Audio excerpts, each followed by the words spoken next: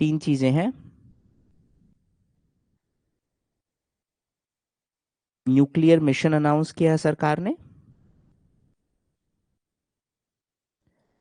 और इस nuclear mission का गोल है कि हमें 8 गीगावाट अभी है उससे 100 गीगावाट तक जाना है। ठीक है, इसके लिए हमें जो कानून है उसको चेंज करना पड़ेगा,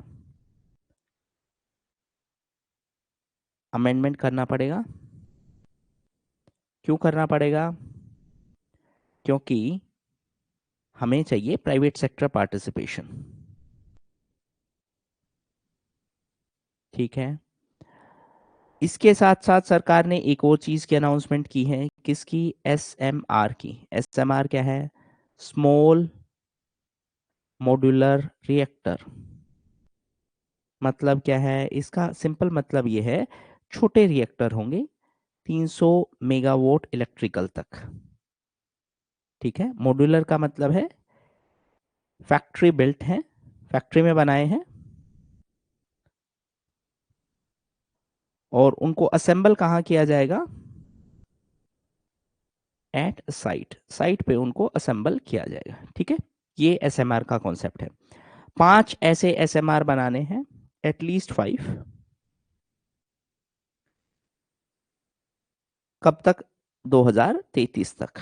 अभी के लिए एसएमआर की अगर मैं बात करूं तो सिर्फ 2 कंट्रीज में ये कॉन्सेप्ट है वो ठीक ठाक पॉपुलर है, मतलब फंक्शनल है, वो 2 में ही है, Russia and China.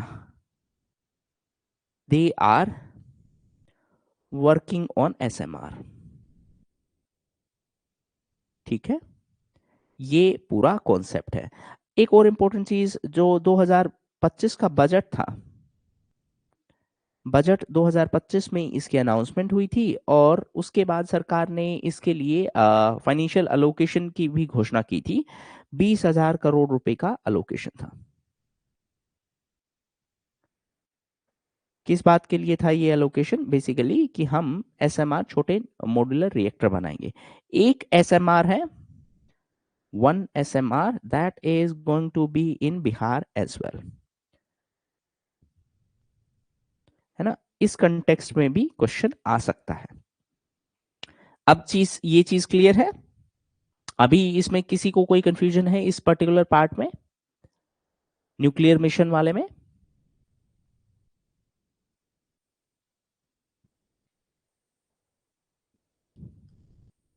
Any doubt so फार?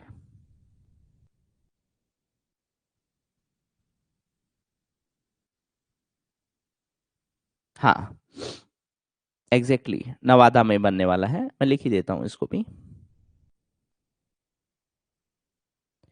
ठीक है, अब एक तो ये चीज हो गई, हमें एक चीज समझ में आ गई कि हमें प्राइवेट सेक्टर को पार्टिसिपेट करवाना पड़ेगा। अब प्राइवेट सेक्टर पार्टिसिपेट क्यों नहीं कर रहा, इस चीज को भी समझो एक बार। एक कानून है CLNDA। CLNDA क्या है? Civil liability nuclear damage act. Nuclear damage act मतलब क्या है कि अगर कभी भी न्यूक्लियर डिजास्टर होगा तो उसका हर्जाना यानी उसका कंपनसेशन कौन देगा? ये 2010 का एक कानून है। ठीक है, अब देखो इसमें मेन इश्यू क्या है, जो ऑपरेटर है, ऑपरेटर का मतलब कि न्यूक्लियर पावर प्लांट चला कौन रहा है, मैनेज कौन कर रहा है? ऑपरेटर हमारे केस में NPCIL है, nuclear power corporation of India, जो कि एक सरकारी कंपनी है, PSU है। ठीक है, अब कोई भी अगर न्यूक्लियर पावर प्लांट होगा तो उसके लिए हमें न्यूक्लियर इक्विपमेंट्स की जरूरत होगी। ये है सप्लायर, सप्लायर है फॉरेन ईयर, मतलब विदेशी कोई सप्लायर है। किस चीज का सप्लायर है? न्यूक्लियर के लिए जो इक्विपमेंट्स हैं उनके लिए। अब ये है पावर प्लांट। ठीक, अब कॉन्सेप्ट समझो क्या है। इस पावर प्लांट में अगर कुछ भी गड़बड़ हुआ तो आइडियली ऑपरेटर रिस्पॉन्सिबल है। अगर इस पावर प्लांट में कुछ भी गड़बड़ हुआ तो ऑपरेटर रिस्पॉन्सिबल है। बट सेक्शन 17 क्या बोल रहा है? Section 17 of the CLNDA, civil liability nuclear damage act का सेक्शन 17 ये बोल रहा है कि अगर ऑपरेटर की गलती नहीं हुई और किसी इक्विपमेंट की वजह से ये फॉल्ट हुआ है, तो ऑपरेटर है वो सप्लायर से हर्जाना मांग सकता है। इस चीज को ध्यान से समझेंगे। पावर प्लांट में कुछ भी हुआ तो रिस्पॉन्सिबिलिटी किसकी है? ऑपरेटर की है। बट इसी एक्ट का एक सेक्शन 17 है। सेक्शन 17 क्या कर रहा है?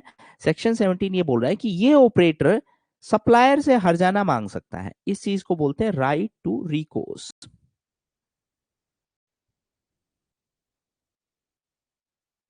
ठीक है। अब इसमें सप्लायर जो कि फॉरेन के जो इक्विपमेंट सप्लायर हैं, उन लोगों का कहना है कि अगर कल को आपके न्यूक्लियर पावर प्लांट में कोई भी गड़बड़ होगी तो आप तो अल्टीमेटली ब्लेम हम पे कर दोगे कि आपके इक्विपमेंट, फॉल्टी इक्विपमेंट की वजह से ये डिजास्टर हुआ है, और इसीलिए हम आपको इक्विपमेंट सप्लाई ही नहीं करना चाह रहे। ये इशू क्लियर है? तो गवर्नमेंट ऑफ इंडिया ने कहा कि नहीं, ऐसा नहीं है। अगर ये बात कॉन्ट्रैक्ट में लिखी होगी तभी ये बात एप्लीकेबल होगी। अगर कॉन्ट्रैक्ट में नहीं है तो सेक्शन 17 का डायरेक्टली कोई मीनिंग नहीं है। Is this thing clear?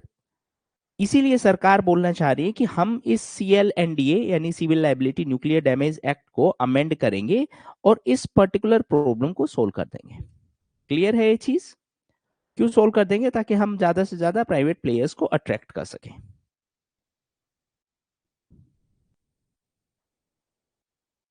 Is it done? कोई कंफ्यूजन इसमें?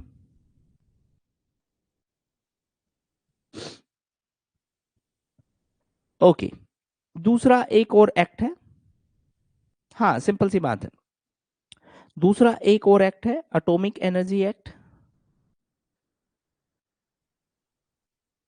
अब एटॉमिक एनर्जी एक्ट क्या बोल रहा है? देखो यहां पे भी समझो।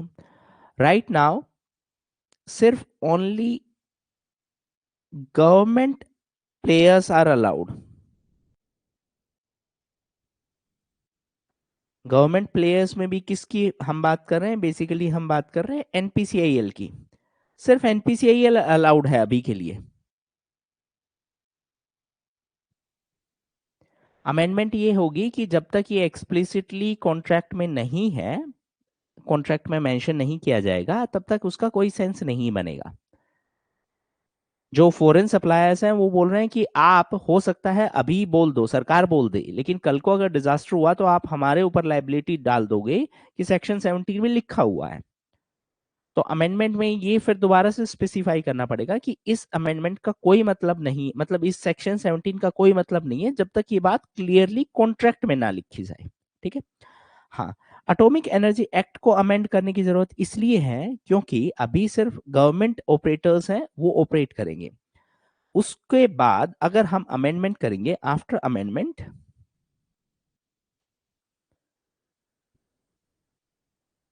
इसमें प्राइवेट प्लेयर्स भी अलाउड हो जाएंगे।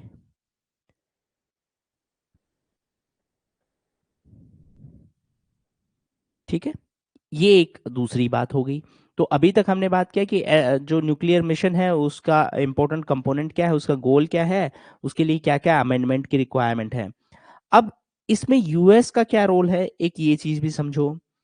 देखो यूएस के साथ में यूएस इंडिया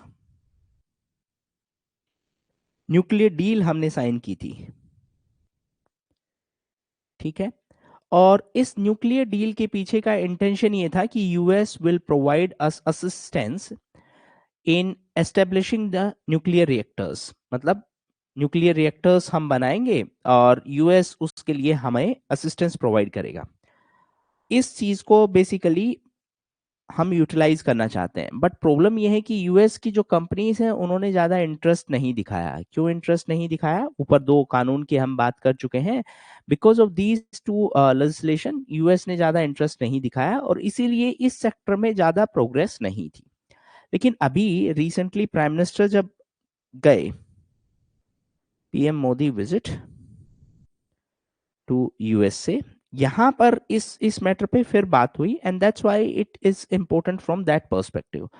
अब इस बात में एक और इंपॉर्टेंट चीज समझो। रिसेंटली यूएस ने भी US removed 3 Indian companies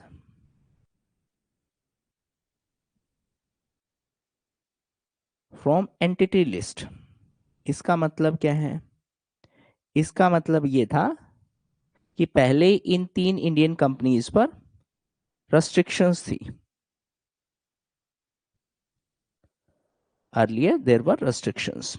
अब वो रेस्ट्रिक्शंस है यूएस की गवर्नमेंट ने हटा दी हैं। न्यूक्लियर मटेरियल को सप्लाई करने के लिए जो रेस्ट्रिक्शंस थी, अब वो सरकार ने हटा दी है, यूएस गवर्नमेंट ने।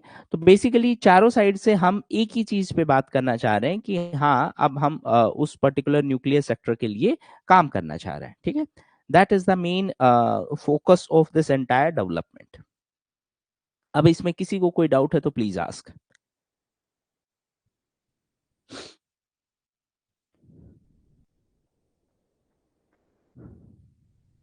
तो यहाँ पे 3-4 छोटी छोटी चीजों को आपको ध्यान में रखना पड़ेगा कि एसएमआर का क्या कॉन्सेप्ट है, एसएमआर की जरूरत क्यों है, या फिर न्यूक्लियर के सेगमेंट में हमने अभी चेंज करने की जरूरत क्यों है।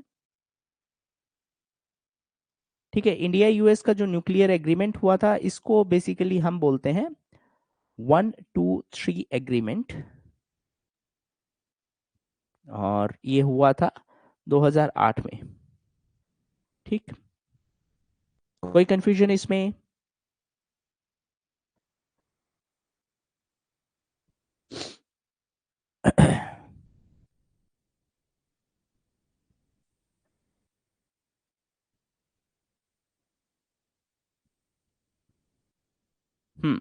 तो अभी करना क्या है, इस पर्टिकुलर डील को अगर हमें ऑपरेशनलाइज करना पड़े, मतलब अगर हमें इस न्यूक्लियर सेगमेंट का जो गोल है उसको अगर हमें अचीव करना हो, तो what we have to do. तो वे फॉरवर्ड की अगर मैं बात करूं, या what need to be done की अगर मैं बात करूं,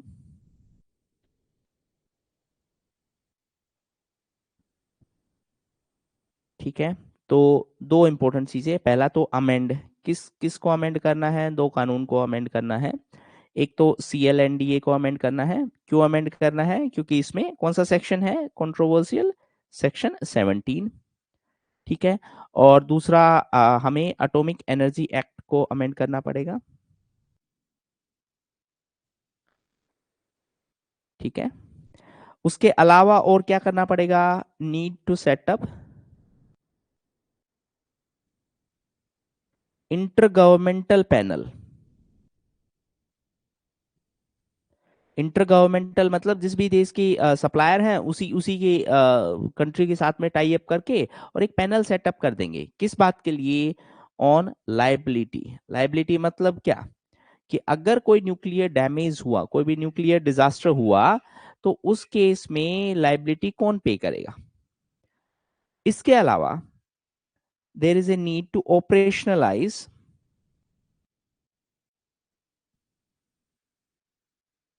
nuclear insurance pool. Nuclear insurance pool, इसका मतलब क्या है? देखो, गवर्नमेंट ऑफ इंडिया ने एक न्यूक्लियर पूल सेटअप किया है 1500 करोड़ का। इसका मतलब समझो, 1500 करोड़ का पूल का मतलब ये है कि लेट्स से कि कोई डिजास्टर हुआ, अब जितना लाइबिलिटी बनता था ऑपरेटर और सप्लायर, उन्होंने वो लाइबिलिटी दे दिया। उसके ऊपर भी अगर डिजास्टर की वजह से नुकसान हुआ, तो उसके लिए ये एक इंश्योरेंस पूल बनाया है गवर्नमेंट ऑफ इंडिया ने, है ना। अब यहाँ पे सिंपली हम बात करना चाह रहे हैं कि उस पूल को ऑपरेशनलाइज मतलब एक्टिव करना है ना। सो ये कुछ इंपॉर्टेंट सजेशंस हैं जो आपको ध्यान में रखने हैं। इस पे अगर क्वेश्चन आएगा तो इतने पॉइंट सफिशिएंट है to address all these issues. अब अगर इसमें से किसी को कोई डाउट है तो प्लीज आस्क, अदरवाइज मैं इसको लिखने की सेंस में एक बार आपको शो कर देता हूँ।